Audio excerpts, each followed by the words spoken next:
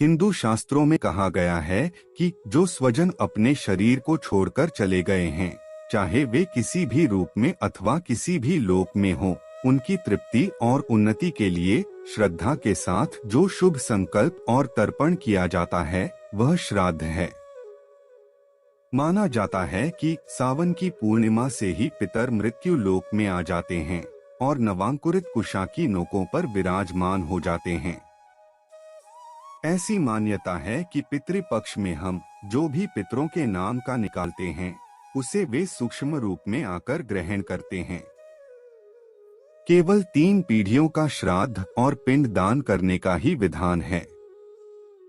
पुराणों के अनुसार यमलोक को मृत्यु लोक के ऊपर दक्षिण में 86,000 योजन दूरी पर माना गया है। 1,00,000 योजन में फैले यमपुरी या पितृलोक का वर्णन गरुड़ पुराण और कठोपनिषद में मिलता है। कहते हैं कि मरने के बाद आत्माएं पितृलोक में 1 से लेकर 100 वर्ष तक मृत्यु और पुनर्जन्म के मध्य की स्थिति में रहती हैं। पितरों का निवास चंद्रमा के ऊर्ध्व भाग में माना गया है। नीचे कैसे आते हैं पितर? सूर्य की सहस्त्र किरणों में जो सबसे प्रमुख है उसका नाम अमा है। उस अमा नामक प्रधान किरण के तेज से सूर्य त्रैलोक्य को प्रकाशमान करते हैं। उसी अमा में तिथि विशेष को वस्य अर्थात चंद्र का भ्रमण होता है। तब उक्त किरण के माध्यम से चंद्रमा के ऊर्ध्व भाग से पितर धरती पर उतर आते हैं। इसीलिए श्राद्ध पक्ष की अमावस्या तिथि का महत्व है। अमावस्या के साथ मनवादी तिथि, संक्रांति काल व्यतिपात, गजचदाया, चंद्र ग्रहण तथा सूर्य ग्रहण, इन समस्त तिथि वारों में भी पितरों की तृप्ति के लिए श्राद्ध किया जाता है। ऊपर कैसे पहुंचता है भोजन? जैसे पशुओं का भोजन तृण और मनुष्यों का भोजन अन्न कहलाता है, वैसे ही देवता और पितरों का भोजन अन्न का सार तत्व है। सार तत्व अर्थात गंध, रस और ऊष्मा। देवता और पितर गंध तथा रस तत्व से तृप्त होते हैं। दोनों के लिए अलग अलग तरह के गंध और रस तत्वों का निर्माण किया जाता है। विशेष वैदिक मंत्रों द्वारा विशेष प्रकार की गंध और रस तत्व ही पितरों तक पहुंच जाती है। एक जलते हुए कंडे पर गुड़ और घी डालकर गंध निर्मित की जाती है। उसी पर विशेष अन्न अर्पित किया जाता है। तिल, अक्षत, कुश और जल के साथ तर्पण और पिंडदान किया जाता है। अंगुलियों से देवता और अंगूठे से पितरों को जल अर्पण किया जाता है। पितरों और देवताओं की योनि ही ऐसी होती है कि वे दूर की कही हुई बातें सुन लेते हैं, दूर की पूजा अन्न भी ग्रहण कर लेते हैं और दूर की स्तुति से भी संतुष्टि होते हैं। इसके अलावा ये भूत, भविष्य और वर्तमान सब कुछ जानते और सर्वत्र पहुंचते हैं।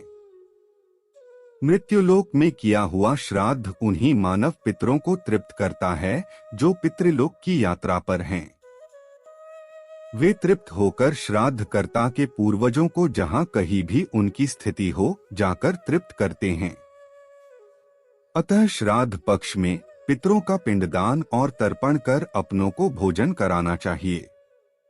श्राद्ध ग्रहण करने वाले नित्य पितर ही श्राद्धकर्ताओं को श्रेष्ठ वरदान देते हैं।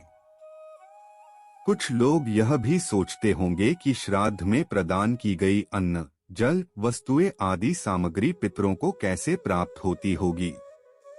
यह भी तर्क दिया जाता है कि कर्म गति के अनुसार जीव को अलग अलग गतियां प्राप्त होती हैं। कोई देव बनता है तो कोई पितर, कोई प्रेत तो कोई पशु पक्षी। अतः श्राद्ध में दिए गए पिंडदान एवं एक धारा जल से कैसे कोई तृप्त होता होगा? इस प्रश्नों के उत्तर हमारे शास्त्रों में विस्तार से बताए गए हैं। नाम गोत्र के आश्रय से विश्वदेव एवं अग्निमुख हवन किए गए पदार्थ आदि दिव्य पितर ग्रास को पितरों को प्राप्त कराते हैं। यदि पूर्वज देव योनि को प्राप्त हो गए हों तो अर्पित किया गया अन्न जल वहां अमृत कण के रूप में प्राप्त होगा, क्योंकि देवता केवल अमृत पान करते हैं। पूर्वज मनुष्य योनि में गए हों तो उन्हें अन्न के रूप में, पशु योनि में घास तृण के रूप में पदार्थ को प्राप्ति होगी। सर्प आदि योनियों में वायु रूप में, यक्ष योनियों में जल आदि पेय पदार्थों के रूप में उन्हें श्राद्ध पर्व पर अर्पित पदार्थों का तत्व प्राप्त होगा। श्राद्ध पर अर्पण किए गए भोजन एवं तर्पण का जल उन्हें उसी रूप में प्राप्त होगा जिस योनि में जो उनके लिए तृप्तिकर वस्तु पदार्थ परमात्मा ने बनाए हैं। साथ ही वेद मंत्रों की इतनी शक्ति होती है कि जिस प्रकार गायों के झुंड में अपनी माता को बछड़ा खोज लेता है, उसी प्रकार वेद मंत्रों की शक्ति के प्रभाव से श्रद्धा से अर्पण की गई वस्तु या पदार्थ पितरों को प्राप्त हो जाते हैं।